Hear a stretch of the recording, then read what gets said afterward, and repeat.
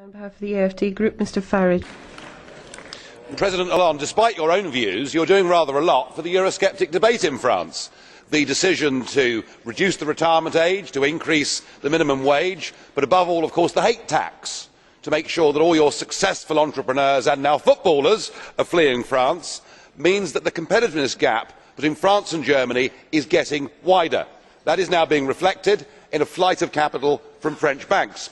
And people are beginning to notice that actually, ultimately, the euro is not just doomed in the Mediterranean, but it is going to be impossible for France and Germany to stay together inside the same economic and monetary union. So, on the basis that your employment minister says the country is bankrupt, what do? Well, the old trick, launch a foreign military intervention. So your troops go off to Mali, and yes, it is very good to see the smiling faces in Timbuktu for the moment, but you have done this on behalf of the European Union. It is now an EU mission.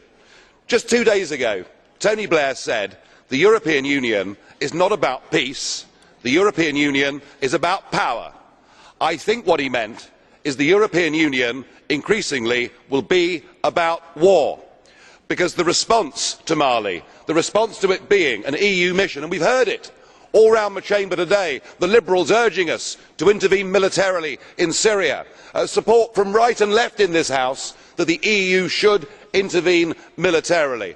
I have to say this, if you really think that taking on fundamentalist radical Islam in battle is something that we can somehow succeed in, I suspect we will launch ourselves in the same way we have in Afghanistan on a decade of unending, unwinnable misery. I do not want the United Kingdom to be part of a militaristic, warlike European Union, and that is the speech that I have heard both from you, President Hollande, and from most people in this chamber today.